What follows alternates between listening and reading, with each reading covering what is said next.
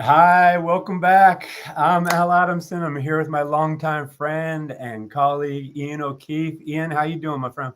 Good to see you, Al. Always. Yeah, great to see you. Saw each other last week in New York, and Yep. you're home and I'm home and haven't done one of these in a while. So very excited to be doing this with you as I relaunch these PAFOW lives, as we call them here on LinkedIn and YouTube and other places. And what Yeah. we're going to talk about today is something that I've been long excited about because we have an ecosystem of technologies. We have a bunch of data within these technologies. How do we understand what's there, what's not there? How do we harness all this potential insight and get them to the right people at the right time? But we're not going to do that unless we understand the capabilities and shortcomings of the data within the systems for which we are responsible. So I'm really excited about what you are bringing to the market in having the ability to audit what's there. So with that tee up, what are you doing with Icona Analytics? And tell us a little bit about your background that brought you to, inspired you to create this framework. Yeah, sure. And before we get going, I'll say too, it's amazing to have you back in the community. Your voice and your connectivity and your creativity has been a kind of a mainstay for a lot of us over the years. So it warms my heart to see you back doing what you do best, man. So Appreciate you, Aaron. yeah. So Icona, the backdrop to Icona is really kind of a culmination of the time I've spent in people analytics as a leader, building teams, scaling teams.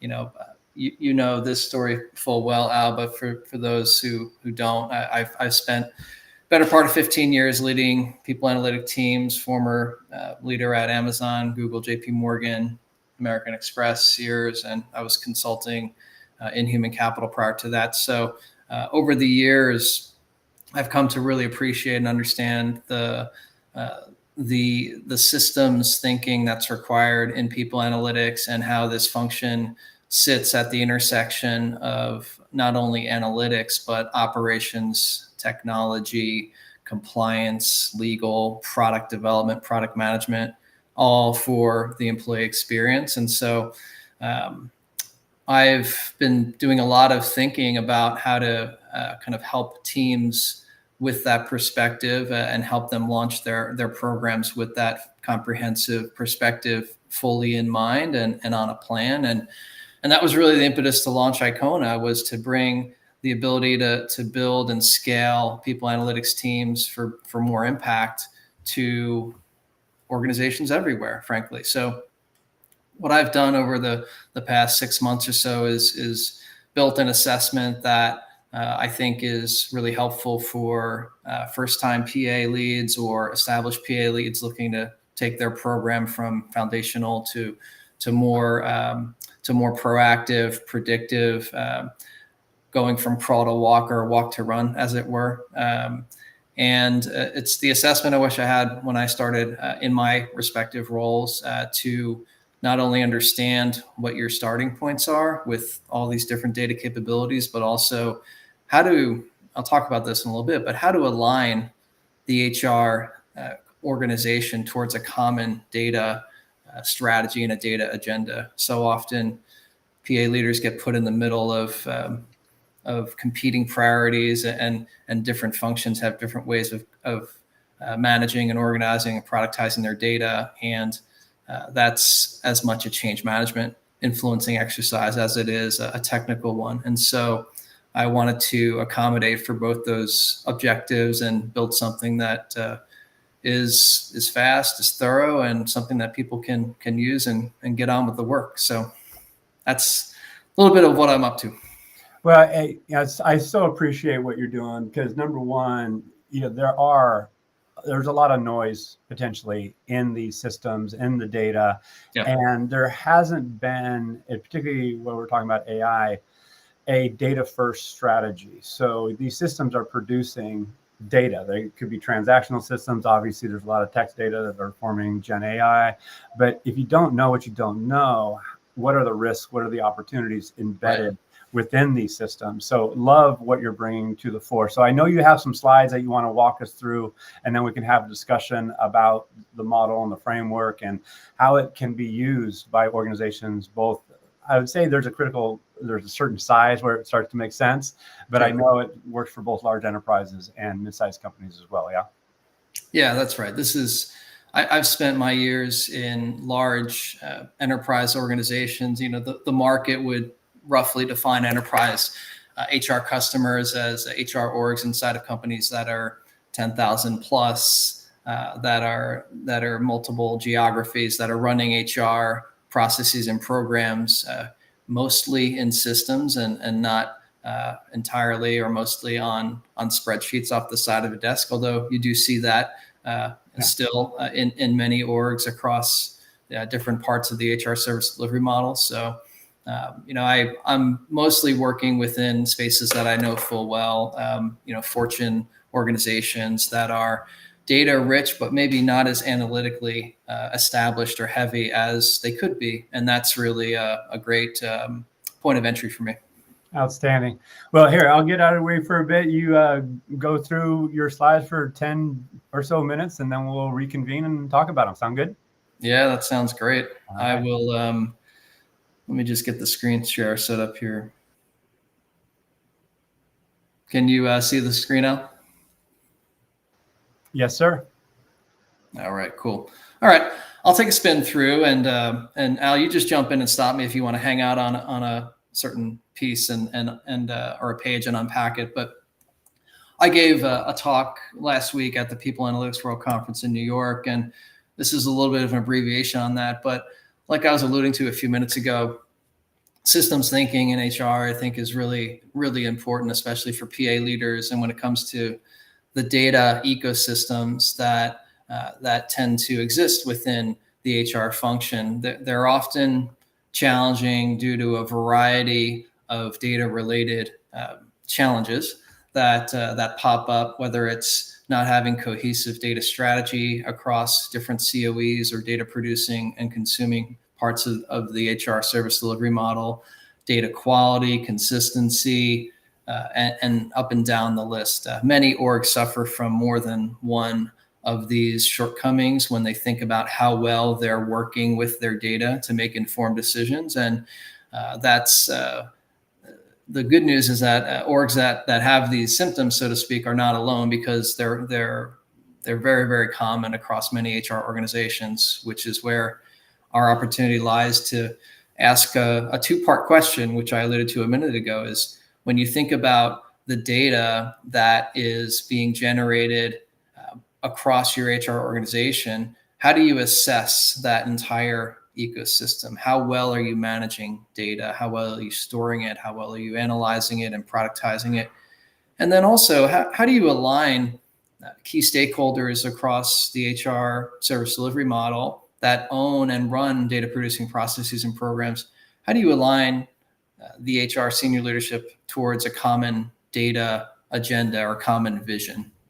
So technically understanding where you are, and then from a leadership perspective, influencing and instituting a little bit of a new way of thinking about data across all of HR is absolutely a challenge for many PA leaders. And what our perspective is at Icona is that the way into answering this question is through these four spaces, or to as the four pillars of people analytics. And now it's a little bit of a misnomer, because while we call it the four pillars of people analytics teams rarely own and influence and manage directly everything on the screen here. PA leaders and teams are deep, unsurprisingly, in the third bucket, in the third pillar, methods. This would refer to the way that you analyze data to create insights that are actionable and that drive business impact. And there's varying ways to do that. Generally speaking, when you look at the page here, capabilities, there's 30 capabilities above these four pillars, 31 actually. The capabilities tend to be a little bit simpler towards the top and a little bit more complex towards the bottom of the list, generally. HR organizations in pockets. So infrastructure is managed by tech often, whether or not HR owns its own tech stack and has its own engineering resources is a big question and a complicating factor within that pillar. Governance refers to the programmatic mechanisms and policies and tools that an org has to organize, manage, protect, secure, and kind of basically manage its data as an asset in a way that safeguards trust and employee privacy. And many of these capabilities are not on the people analytics team. They're borrowed often from teams like compliance, legal, privacy. Definitions would be how you create consistency in defining data and metrics. That's often a point of contention with finance teams and HRPA teams on how to count humans in an org. That sounds simple, but it's not so simple, actually, if you spent time in the space. And then one more I'll point out is the generation acquisition. This second one in governance, this refers to how data is generated vis-a-vis processes and transactions and then acquired. So if you're not generating and acquiring data in consistent ways through, say, programmed interfaces, if you're running programs and processes on spreadsheets and loading those into a shared drive, and that gets referred to by humans, that's generation and acquisition, but there's a lot of room for error in that type of a process versus one that's more systematized. And so essentially what we do across the 4 pillars is we, as you put it earlier, audit, or we call it inspect, these capabilities across the entire HR service delivery model. So I won't go into the 35 or 36 processes that are nested between these 6 HR domains, but the domains that are listed across the top here constitute the way that HR delivers its services to the organization. Processes and programs would be the way that HR delivers services in areas of strategy, talent acquisition, total rewards, talent management, learning and development, and HR ops. This looks intentionally and feels like a high-level HR org chart. And most orgs at the enterprise level have all of these services. Whether they're grouped exactly as we have them here is a point of customization that we bring into a client service engagement offering. But the point here is that when you think about those data capabilities and how much or little you have of those capabilities throughout all of the data producing processes and programs, you have a very, very complicated, dense matrix to inspect and understand as an HR data leader. And this is what we would call the HR data ecosystem. There's over 1,000 points here in this view. And what we do through our assessment is we create a heat map of every single intersection. Blue would be that you have capability that's present, mature, working well.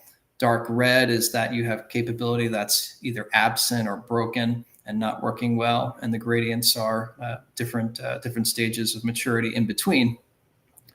So we assess the presence or absence and strength of capabilities. And then we also score them with a rubric that gives us a way to compare apples to apples across the entire ecosystem. We score every single cell gets a score, and we roll those scores up and down the grid. This is a segment-based view, so there's 24 scores in this view. But in actuality, there's 1,000 scores that we can then roll up into a segment. We can roll into an individual process or program vertically, or look at things horizontally, capability by capability, or large pillar by pillar, or large domain by domain. The HR org ultimately gets a score, and that score is also compared to industry benchmarks that we have access to. The last thing I'll say on this page is that the way we assess is, I think, different, and it definitely leverages new and existing technology. So on new technology, we use quite a bit of generative AI language models to be specific to basically codify and then inspect hundreds of pages of internal data documentation that an organization, an HR organization may have. Think SOPs, guidelines, policies, training materials, process flows, system architecture, design docs. No PII, no employee data goes into the assessment. We're looking at the artifacts that an organization has on how well, ideally, it is managing and organizing and analyzing and productizing its data. And then we also talk to SMEs in the org with structured interviews. And the structure that goes into those interviews also serves as prompts to guide LLM inspection after we have conversations. These are all transcribed, and we create a large kind of content corpus out of experiences and conversations that internal SMEs share with us, along with data artifacts that we collect. And we create word models out of all of that. And those word models are chunked into small pieces, i.e. cells on the page, scored, and then compared to what great practice looks like analytically from a data standpoint, what great looks like in the external world. And we have a reference data library that we've compiled based on some of the best thinking that I can find that's publicly available from many of our peers in industry, people analytics leaders, HR leaders. So we're doing something I think that's tried and true. We're assessing what's going on in an organization. We're taking our own expertise and then our own research of what good looks like in the industry, and we're comparing the two.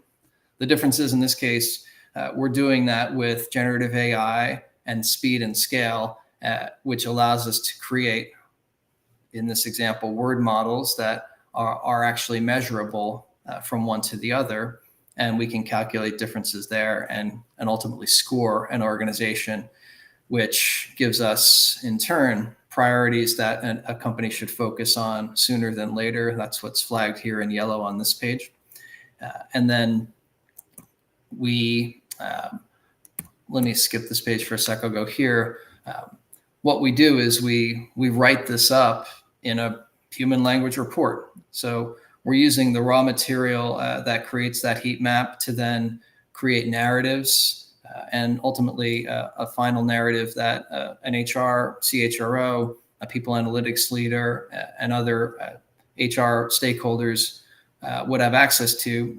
But we're playing back what we heard, what we learned, and what we think would be best for the organization to do to elevate its data capabilities and its analytic agenda with build, buy, borrow recommendations that are time bound, 0 to 6 months, 6 to 12, 12 to 24 months. So we're giving a scaffold of a roadmap to teams based on what we're seeing through the assessment and what we know is available in the external market when it comes to leveling up capabilities.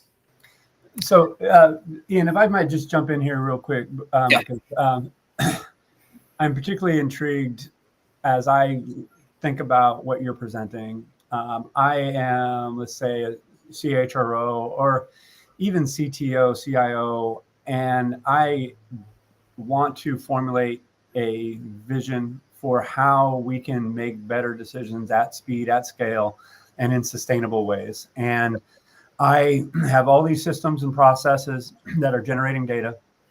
I don't have to date, unless it's an exceptional organization, a holistic view of what that looks like, let alone the embedded risks and opportunities within that ecosystem. So Right. What I'm hearing, correct me if you're thinking differently on this, is that if I do want to improve how I make systematic decisions around my talent, how I improve the effectiveness of my HR organization, then this is a way to better understand what that ecosystem is and then plan accordingly, prioritize where the investments should go, what should maybe I step back from a little bit so I can optimize how I move forward. Is that a fair playback? Yeah, absolutely. I'd put a finer point on to say CHROs often have in mind the what we need to do better. We need to be more data literate. We need to make more data informed decisions that drive business impact. Um, how you do that, how you do that with specific capabilities and in specific parts of your organization that most need it. That's often out of sight, out of mind, elusive, hard to get a handle on. And so um, figuring out the how and then putting a plan to that you can operationalize, that is what we're offering. Got it. Okay, I'll get out of your way because I know you got a couple more slides and I'll rejoin you. Yeah, sure. No, good question. One more kind of important point is when you think about what we're creating, the way that we do that is through an assessment process that we, for now, are calling PARA. It's People Analytics HR Assessment. I think it might be time for a rebrand on that. It's really more of a workplace data assessment. So we might have to retitle this one. But the methodology is a consulting methodology. It's a 5-step process that takes place over 10 to 12 weeks.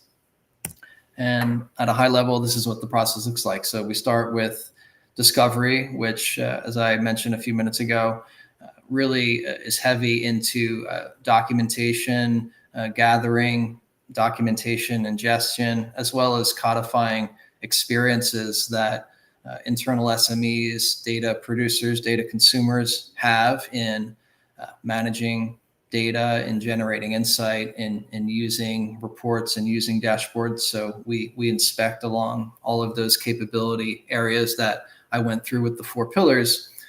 And we create repositories from that.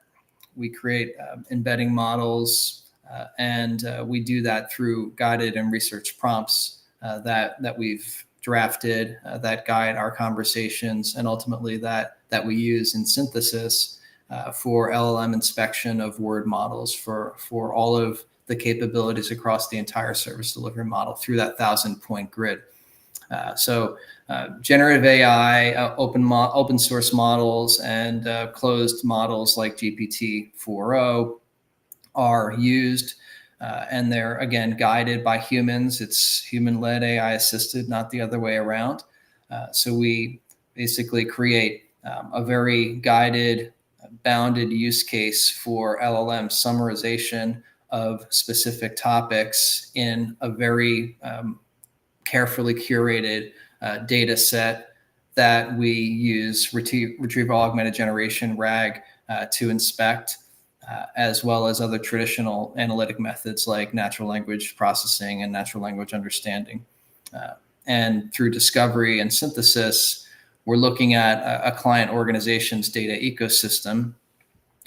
Think of that as a blue body of information, and we're comparing that with external cross-referencing to a green body of information. The green body of information is best-in-class practices and research that we see in industry. So through discovery and synthesis, we're comparing blue to green, measuring those differences, expressing those differences in the heat map assessment, which is the color-coded grid.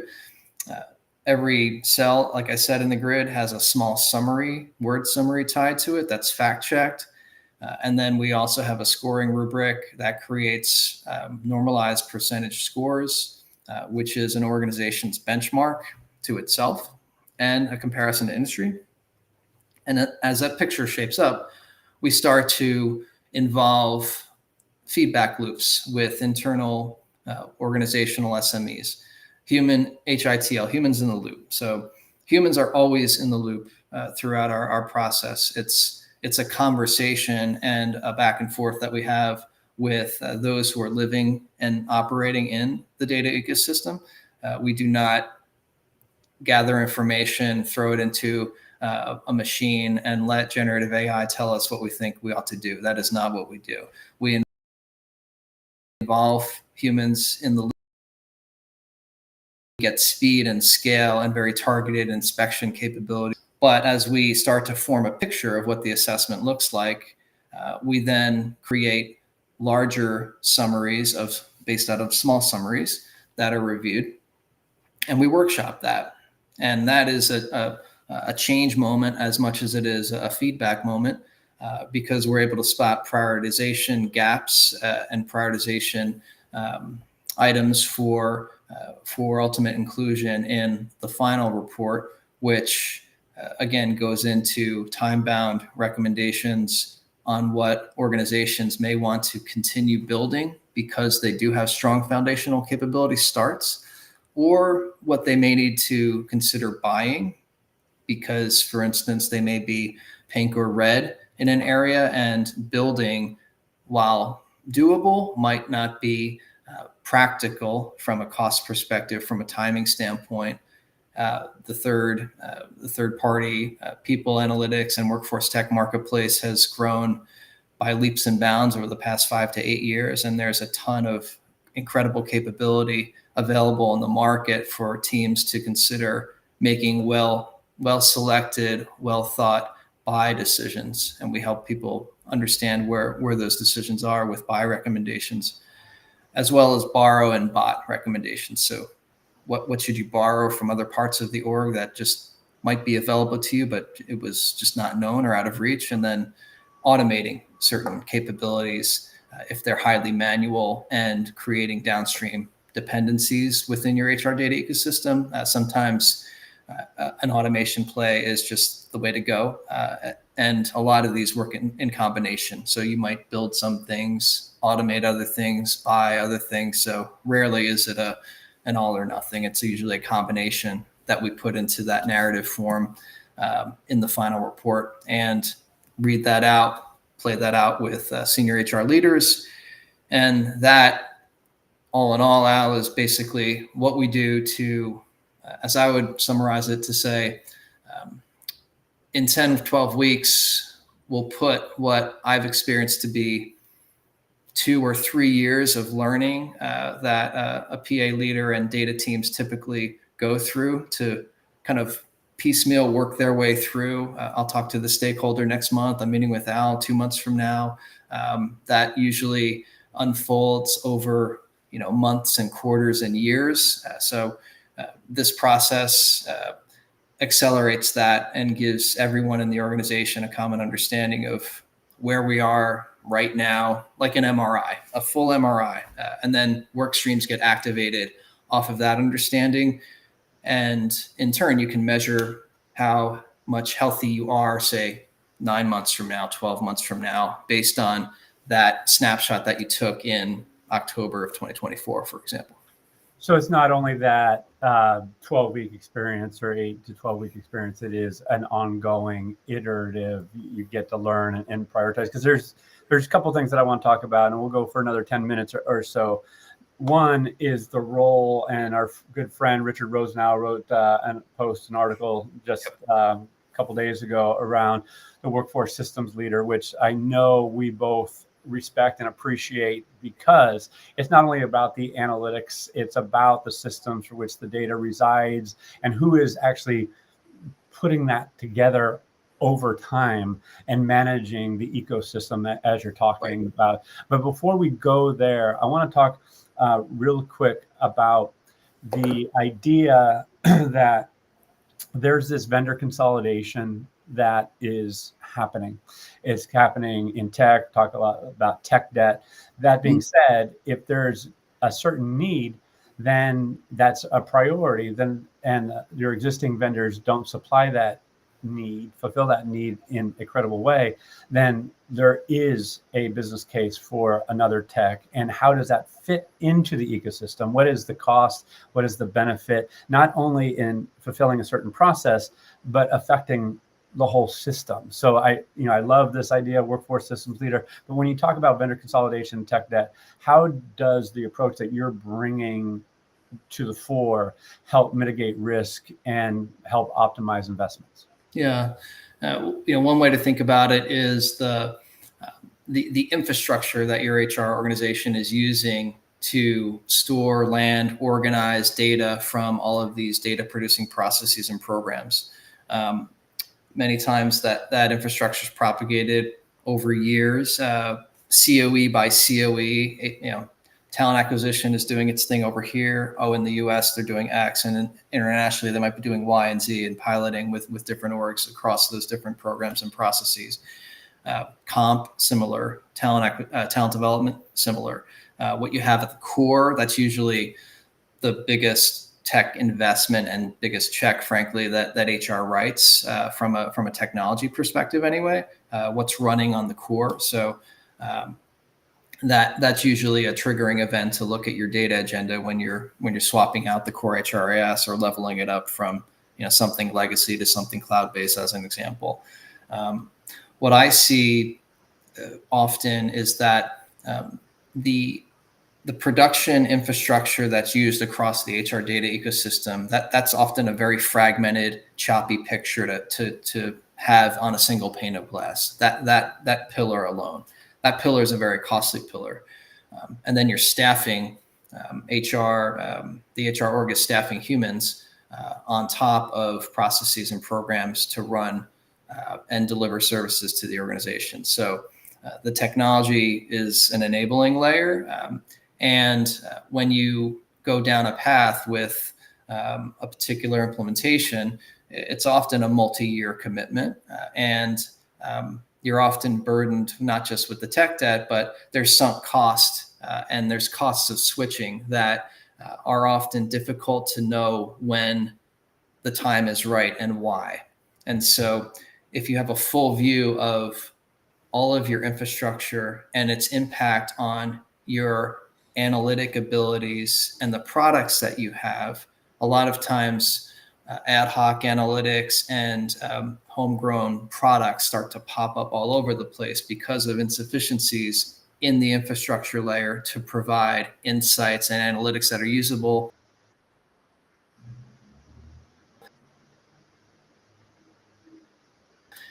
And arms around as an HR data leader, as a CHRO, as a PA leader. It's often, it's a noisy kind of escalation laden kind of bag that you're sifting through, and it's hard to understand what the ecosystem looks like and buy decisions in your example that would solve for certain types of capability, and to be intentional about what we're solving for and what we're not solving for.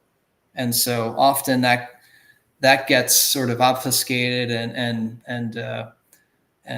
lost in quarterly reviews, annual investment decision making. It's chopped up COE by COE throughout HR, and what should we unwind and move towards for the greater good and for individual that's a very difficult set of factors to understand fully, in my experience. So well, let me ask one more question, because I know we can talk all day about this because it is a complex problem. In fact, one of the things that I have constantly leaned into over the years, or advocated for rather, is that this work is complex. This HR system strategy, people analytics, workforce planning, we have to step into the complexity and understand the trade-offs, and keep it simple. Stupid is cliche.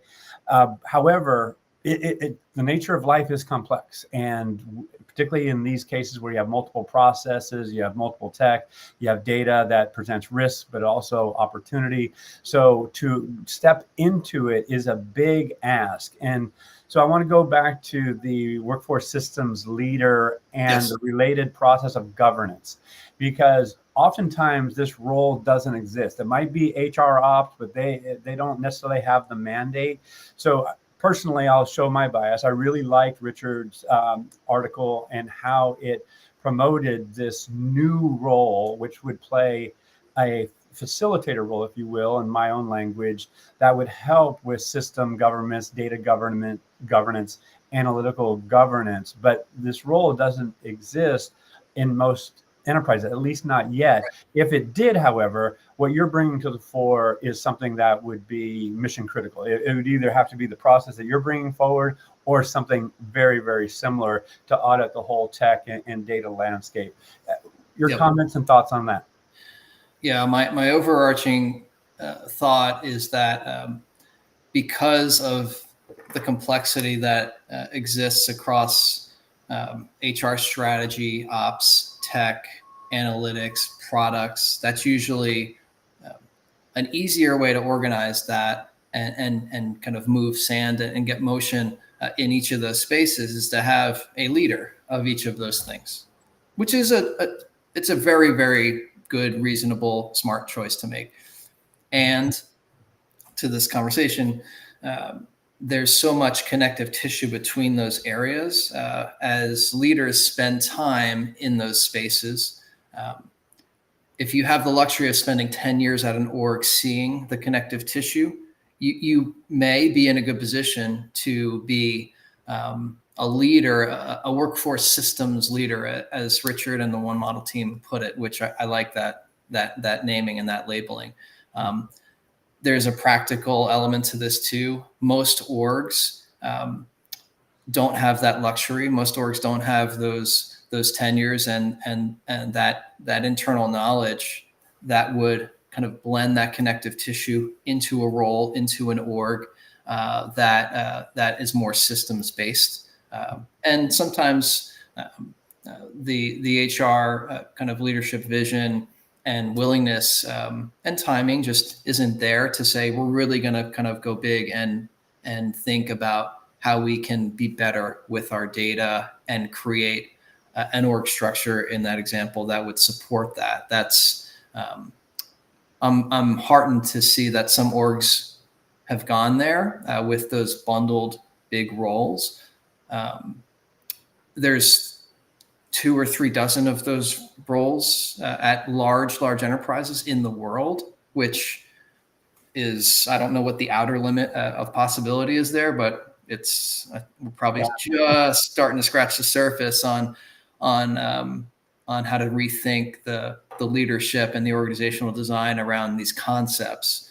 I couldn't agree more. I'm particularly in what I call the age of perpetual disruption. And there's shifts happening all the time, both internally and externally, whether it be M&A, and now you got these new systems which you have to marry and prioritize and make decisions on what to let go, what to keep. Mm-hmm. So the governance around that and the systematic view, in my experience, has been lacking. And so whether it be a workforce systems leader or something similar and a process that you're bringing forward or similar, it's necessary. And so there's just too much risk being incurred. These decisions are often happening in silos as opposed to understanding the trade-off systematically. And the final thing I'll say too on this, and then ask a question as we start to wrap up, is that we're also incorporates work tech. It's not only the HR tech, it's how workers or employees are using technology to get things done, which are obviously creating digital exhaust, which can get employed into the analytics that we do within HR around people are spending their time and so forth. So as we start to wrap up, tell us where you're going with this. How can people learn more about you and Icona, and what's your hope for the market? So where we're going with this is I want to, A, get the word out, B, talk to orgs that are interested in just knowing more about their ecosystem as a big kind of foundational block to leveling up their analytic agenda and moving towards more of a systems-based way of thinking about things. So that's really the rallying cry, if you will, on this one.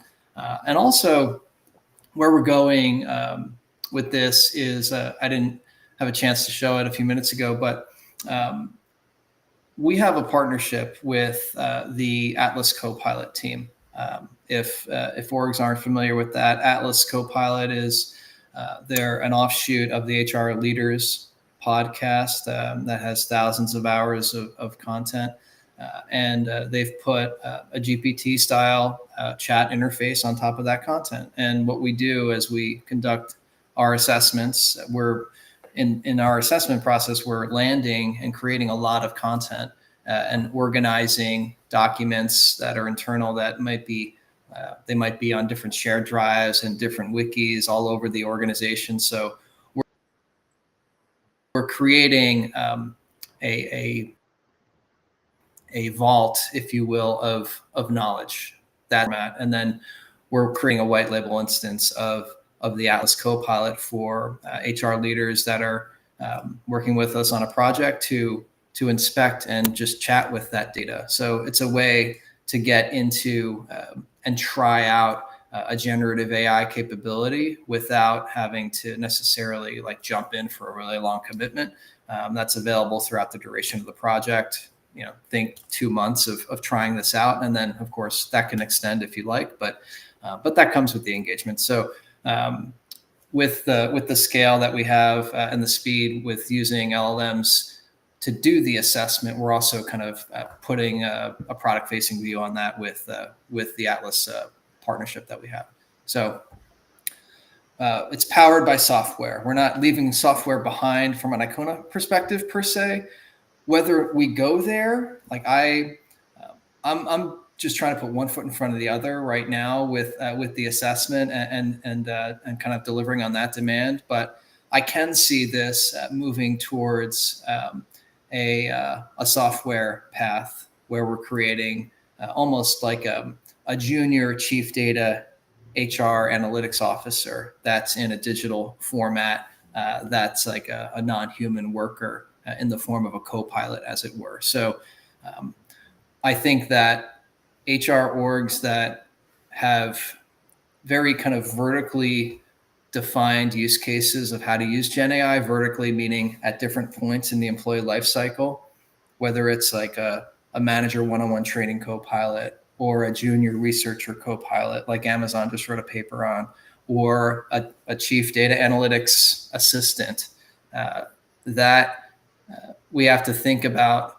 what we're introducing into different parts of the service delivery lifecycle, and then how other humans will work with that non-human entity. And I think the raw material to create that virtual chief data analytics assistant is here. Whether or not we go full blast and put software and a product UI, UX, UXD to that is, I'm not going to commit to that now, but I think about it.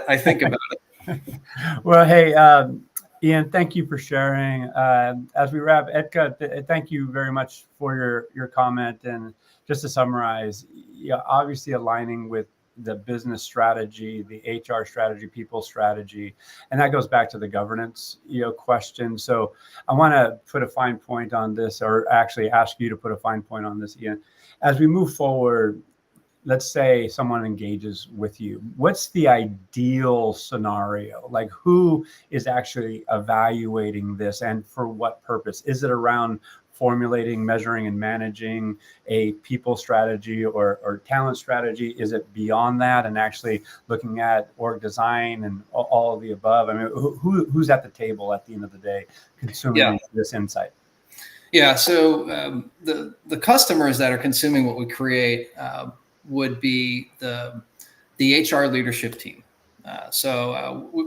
I'm typically engaging with and having a conversation to initiate this work. I'm talking to 3 different groups or 3 different parties, not necessarily in this order. The head of HR for an organization, the head of people analytics for an organization, or the head of HR technology for an organization.